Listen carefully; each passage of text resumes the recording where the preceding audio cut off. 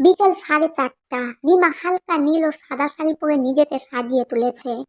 তিথি রিমাকে তার সব থেকে প্রিয় সিল্কের শাড়িটা দিয়েছে আর দিয়েছে লাল টিপ।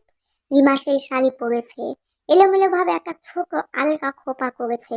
কপালে সে লাল টিপ আর চোখে একটু কাজল। সমস্তটাই তিথি তাকে শিখিয়ে দিয়েছে কিভাবে কি সাজতে হয়। না হলে ওর মতো রাস্তায় পড়ে থাকা মেয়ের কি এত কিছু জানা সম্ভব? না, সম্ভব নয়। মনে মনে রিমা তিথিকে শুধুমাত্র দিদি হিসাবে স্থান দেয়নি, তাকে মায়ের জায়গা দিয়েছে। নিজের মা যা করতে পারেনি এই কদিনে তিথি তা করে দেখিয়েছে। সে যাই হোক, রিমা এখন সম্পূর্ণ তৈরি। কি অপূর্ব লাগছে রিমাকে। শুধু তপন নয়, যে কোনো ছেলেই তাকে দেখে ক্লিন বোল্ড হয়ে যেতে পারে। ওদিকে তপনও রেডি। পোলো নেকের একটা ডার্ক ব্লু কালারের টি শার্ট পরেছে আর জিন্স। তাকেও দারুণ হ্যান্ডসাম লাগছে বই কি। সুতরাং দুজনেই যখন রেডি, এবার তাদের বেরোনোর পালা। প্রিন্সেস ঘাটের উদ্দেশ্য, মানে রিমার কথায় গঙ্গার ঘাট। তো যথারীতি বেরোনোর জন্য যখন তারা দুজনেই দুজনের মুখোমুখি হলো, তখন তাদের যেন একেবারে রাজ্যকক মনে হচ্ছিল। তখন রিমাকে গাড়িতে উঠিয়ে প্রথম প্রশ্ন করলো, তুমি এত সুন্দর সাজতে পারো কই, আগে তো বলনি? রিমা গাড়ির সিটে মাথা এলিয়ে হালকা হাসি দিয়ে বলল, কি যে বলো, আমি আস্ত কুড়ের মেয়ে, আমি কি সাজতে পারি যে বলবো? তুমি আস্ত কুড়ের মেয়ে ছিলে রিমা, এখন আর নেই। এখন তোমার পরিচয় আছে, তুমি আমার উগবি ওয়াইফ, আমার ভালোবাসা। কথাটা বলে তপন গাড়িতে স্টার্ট দিল। আর রিমা তখন ফ্যাল করে তপনের দিকে তাকিয়ে। তপন বুঝতে পেরেছে রিমা কেন ওভাবে তাকিয়ে, তাই আবারও উত্তর দিল, উগবি ওয়াইফ মানে হবু বউ। রিমা লজ্জায় মুখ নামিয়ে নিল, বলল, সে নয় এখন তোমার হবু বউ, কিন্তু আগে যেখানে ছিলাম সেখান থেকে এরকম সাজসজ্জা, এরকম ভালোবাসার মানুষ, এত সুখের জীবন কোনোটাই আমার জানার বা পাওয়ার আশা ছিল না। হু হু করে গাড়ি ছোটাচ্ছে তপন। দুজনেই চুপ। গাড়িতে চড়লেই বাইরের দিকে হাঁ করে তাকিয়ে আকাশ পাতাল ভাবাটা যেন রিমার একটা ভালো লাগায় পরিণত হয়েছে। তপন রিমার এই ছোট ছোট উদাসীনতা যেন বেশি পছন্দ করে। তাই গাড়ি চালাতে চালাতে বাঁ হাতে রিমার মুখের উপর হাওয়ায় উড়তে থাকা চুলগুলো সরিয়ে গালটা একটু টিপে দিল। রিমা সেরকমই উদাসীন রইল। ঘাটে এসে যখন পৌঁছলো তখন সন্ধ্যা নেমে গেছে। চারিদিকে কত মানুষ, কত দোকানপাট। রিমাকে নিয়ে তপন বসার জায়গায় নিয়ে গেল, যেখানটা একটু ফাঁকা নিরিবিলি। দুজনেই পাশাপাশি বসলো। গঙ্গার ঠান্ডা নিষ্কন্ধ হাওয়া রিমার মনকে যেন হালকা করে দিল। নিজেই প্রথমে বলল, ধন্যবাদ তোমায়। তপন হা হা করে হেসে উঠল। তারপর মাথায় একটা আদরের চাকি মেরে বলল, এই মেয়ে বড্ড বোকা। হবু বরের কাছ থেকে আজকাল মেয়েরা কত কিছু নেই, আর তুমি এইটুকুর জন্য ধন্যবাদ দিচ্ছ? রিমাও তপনের দিকে তাকিয়ে বলল, এই জন্য নয়, আমাকে বিশ্বাস করার জন্য, এবং আমার অতীতের কথা যে শুনতে চাও সেই কারণেও ধন্যবাদ দিলাম। এমনিকি আমি আমার বর্তমান সময়ে সমস্ত সুখের জন্য তোমায় ধন্যবাদ জানালাম। দীর্ঘ নিঃশ্বাস ফেলে তপন বলল, হুম। তাহলে তোমার ধন্যবাদ পর্ব শেষ হলে এবার কি বলবে? তোমার কি এমন ভয়ঙ্কর অতীত ছিল, যার জন্য তুমি আমায় ছেড়ে যাওয়ার কথা পর্যন্ত বলেছিলে? অফুরন্ত গঙ্গার দিকে তাকিয়ে রিমা বলল, তাহলে শোনো। একটা বুক চাপা নিঃশ্বাস নিয়ে তপন থমকে রইল। শরীরের হাব ভাব যতই প্রাণ খোলা ভাব রাখুক না কেন, বুকের ভিতর অজানা ভয় তার বরাবর কাজ করে। না জানি কিসের ভয়। রিমাকে সে কোনো মতেই ছাড়বে না, তবুও কেন জানে না তপন ভয় পায়। যাক সে কথা। রিমার মুখোমুখি বসলো তপন। ও অধীর আগ্রহে তপন অপেক্ষা করছে রিমার কথার। রিমা বলছে, রিমিকা চৌটালা। কে জানো? কে? আমি রিমা। তপন অবাক চোখে তাকিয়ে বলল, মানে? মানে বর্তমানে রিমা অতীতের নাম রিমিকা চৌটালা। প্রথম ধাক্কা তপনের। রিমা বাঙালি নয় তাহলে? মনে প্রশ্নটা এবার মুখেই করলো তপন। চৌটালা? এ তো কোনো বাঙালি। কথা শেষ হওয়ার আগে রিমা বলল, হুঁ, চৌটালা। রিমিকা চৌটালা মানে কোনো বাঙালি মেয়ে নয় দাদা বাবু। আমি মারোয়ারি জাতির মেয়ে। জন্ম গুজরাটে। গুজরাটের একটা জেলা রাজকোট নগর, সেখানকার ছোট্ট একটি গ্রামে আমার পৈতৃক ভিটে আমার জন্মস্থান। তুমি অবাঙালি হয়েও এত ভালো বাংলা কিভাবে বলো? ঘটনার চক্রে আমার মা বাঙালি ছিলেন তাই। ঘটনার চক্রে কেন বলছো? কারণ আমি আমার বাবা তৃতীয় পক্ষের মেয়ে। তপনের মাথায় বাজ পড়লো যেন। একটা না, দুটো না, তিনটে বিয়ে রিমার বাবা। কয়েক সেকেন্ড নিজেকে সামলে নিয়ে অনেকটা মুখে হাসি আনার চেষ্টা করে রিমাকে বলল, বাবা তিনটে শাশুমা নাকি আমার, বলে চুপ করে গেল। রিমা বুঝতে পারলো জোর করে তপন নিজেকে স্বাভাবিক রাখতে চাইছে।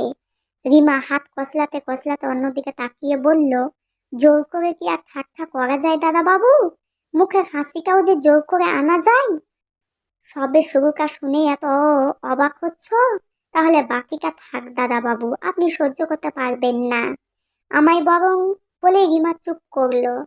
তপনও তখন চুপ, নিজের মনকে বোঝার চেষ্টা করছে তপন। সে তো রিমাকে ভালোবাসে, সে তো ঠিকই করে নিয়েছে যে আমৃত্যু পর্যন্ত সে রিমাকে ছাড়বে না। তবে কিসের ভয়, কিসের জন্য এত অবাক হচ্ছে সে? রিমা তো বরাবর বলে এসেছে তার অতীত অতীব কুৎসিত আর জঘন্য।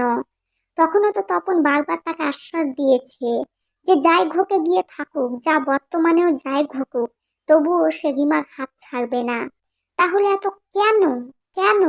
তপন মুখ নিচু করে চুপ করে আছে দেখে এবার রিমার বুকের মধ্যে তোলপাড় শুরু হয়েছে। তবে কি সে যেটা ভাবছে সেটাই ঠিক ছিল? সত্যি তো এরকম নোংরা যার অতীত তাকে যে এতদিন কেউ ভালোবেসেছে সেটাই তো অনেক। রিমার চোখে জল মুছে দুই হাতে তপনের মুখ তুলে কপালে চুমু দিল। তারপর তপনের সামনে দুই হাত জোর করে কাঁদতে কাঁদতে বলল, আমায় মুক্তি দাও দাদা বাবু, আমায় ক্ষমা করে দাও। কথাটা বলে রিমা উঠে সোজা চলে গেল গঙ্গার পাড়ের দিকে। তপন চুপ করে রিমার চলে যাওয়া দেখছে, কিন্তু কে যেন তার হাত পা সব বেঁধে রেখেছে। বুকের মধ্যে হাজারো কাঁটা ছেঁড়া চলছিল। সেসব অতিক্রম করে তখন চিৎকার করে ডাকলো, রিমিকা যেও না। রিমিকার নামে আমায় কেউ যে কতদিন ডাকেনি, এতগুলো বছর পর নামটা আমার কানে আগুন জ্বালিয়ে দিল দাদা বাবু। তুমি নামটা শুনতে চাও না? চাই দাদাবাবু চাই, তবে তোমার থেকে নয়। আমায় তুমি যে নামে ভালোবেসেছো সেই নামেই তুমি আমায় ডাকো। রিমিকা না হয় অন্যদের জন্য থাক, বেশ তবে তাই হোক। তুমি আমার রিমা, শুধু আমার। সবটা কি এখনো শুনতে চাও দাদা বাবু? তপনের বুকে মুখ গুজে রিমা বলল। তপনের মন এখন অনেক হালকা, সে বাকিটা শোনার মতো শক্তি নিজের মধ্যে জুগিয়ে নিয়েছে। বলল, সবটা শুনবো, তার আগে বলো তুমি ওভাবে কেন চলে এলে রিমা? কি করতে যাচ্ছিলে তুমি? কঠিন গলায় রিমা উত্তর করলো, মরতে। এক মুহূর্তের জন্য যখন তুমি চুপ ছিলে ভাবলাম আমার সুখের জীবনের ইতি বোধ হয় এখানে হয়ে গেল। তাই পুনরায় নরকে ফেরার থেকে মৃত্যুটাকে আপন করে নিতে চেয়েছিলাম। তপন রিমাকে বুকের মধ্যে আরো চেপে ধরে রাখলো। এই আলিঙ্গনের মানে রিমার বুঝতে অসুবিধে হলো না। এ ভালোবাসার আলিঙ্গন, প্রতিশ্রুতির আলিঙ্গন। তপন বলল, বাকিটা বলবে না? তোমার সম্পর্কে আমি কিচ্ছু অজানা রাখতে চাই না। সব গ্লানিকে দূর করে দাও রিমা। মনের যত চাপা কষ্ট সব আজ উগরে দাও, মুক্ত হও। আমি পাশে আছি। শোনো তবে, রিমা বলল, আমি তৃতীয় পক্ষের মেয়ে হয় দারুণ আমি ছিলাম, বাড়ির সব থেকে ছোট মেয়ে। আমার মা অসম্ভব সুন্দরী ছিলেন। সম্পূর্ণ জানি না, তবে দাদি আম্মা মানে আমার ঠাকুমার কাছে শোনা যে আমার মায়ের বাবা গুজরাটে সাধারণ বাসিন্দা ছিলেন। ওনার পোশাকের দোকান ছিল। আমার ঠাকুর দাদার পরিচিত। আমার বাবার প্রথম ও দ্বিতীয় পক্ষের স্ত্রী যখন মারা গেলেন, তখন আমার ঠাকুর দাদা তখন আমার মাকে বাপুজির সঙ্গে বিয়ে দিয়ে এনেছিলেন বানসীমা ও রুদ্রকে দেখার জন্য। বানসীমা আর রুদ্র বাপুজির প্রথম পক্ষের ছেলে মেয়ে। সুতরাং আমার দাদা আর দিদি। জানি না কেন বাপুজির আগের পক্ষের স্ত্রীরা যে বয়সে মারা গেছে, আমার মাও ঠিক সেই বয়সে মারা গেছে। এর কোনো সঠিক কারণ আমি জানি না। আদৌ মরে গেছে নাকি মেরে দেওয়া হয়েছিল আমি জানি না। তখন আমি 13 বছরের মেয়ে। মোটামুটি সব না হলেও কিছুটা বুঝতাম যে আমার বাপুজি আর আমার ঠাকুর দাদা ভালো মানুষ নন। কিন্তু দাদি আম্মা আমার খুব ভালো ছিল। বানসিমা আর রুদ্র ছোট বোন হিসাবে আমায় খুব ভালোবাসতো। কিন্তু মা মারা যাওয়ার পর আমার ঠাকুর দাদা দেখতাম রোজ রোজ অনেক অনেক লোক নিয়ে বাড়িতে আসতো আর হই হুল্লোড় করতো। তখন খুব কষ্ট হতো যে আমার মা নেই, তবুও তাদের কত আনন্দ। এভাবে বেশ কিছুদিন চললো। বাপুজি বলতো আমি নাকি খুব সুন্দর ছিলাম। যে দেখতো সেই নাকি বলতো। একদিন রুদ্র এসে বলল, तू हमार संग चल रिमिका, दादी अम्मा तुमको लेके जाने को बोली है। ব্যাস ওই যে রুদ্রর হাত ধরে সেদিন বেরোলাম। তার মাসুল আজও গুনছি। এতক্ষণ রুদ্রশ্বাসে তপন সব কাজ শুনছিল, কিন্তু পরিপূর্ণ হলো না। বলল, তারপর? আর তোমার দাদি আম্মার কথায় তুমি রুদ্রর হাত ধরে চলে এলে? তোমার মনে প্রশ্ন হয়নি কোথায় যাচ্ছ? রিমা জবাব দিল, হয়েছিল, তবে অনেক পরে। বলে রিমার গলা ভার হয়ে এলো, কথা যেন বুঝে আসছে। চোখ থেকে জল টপ টপ করে তপনের হাতের উপর পড়তে লাগলো। বেশ কিছুক্ষণ চুপ, তারপর নিজেকে রিমা আবার বলল, যখন মনে হয়েছিল তখন আমি আমার জীবনে সব হারিয়েছি। তুমি কোথায় চলে গিয়েছিলে রুদ্রর হাত ধরে? জানি না, তবে অনেক পরে জানতে পারি যে বানসিমাও নাকি আমার মতো রুদ্রর হাত ধরে বাড়ি ছেড়েছিল। তপনের সব ঘুলিয়ে যাচ্ছে, সমস্ত কিছু জটিল হয়ে যাচ্ছে তার কাছে। মনে হাজারো প্রশ্ন। বলল, রুদ্র আর বানসিমা কোথায় গেল কিছু জানো? আর রুদ্র তোমায় কেন বাড়ি থেকে এনেছিল সেটাও কি জানো? হ্যাঁ জানি। তাহলে বলো সবটা, খুলে বলো। রিমা দীর্ঘশ্বাস ফেলে বলল, বলবো দাদা বাবু, বলবো, একটু ধৈর্য ধরো। আমার পুরনো কথা সব বলতে যে বুকের মধ্যে কি তোলপাড় চলছে সেটা কি বুঝতে পারছো না?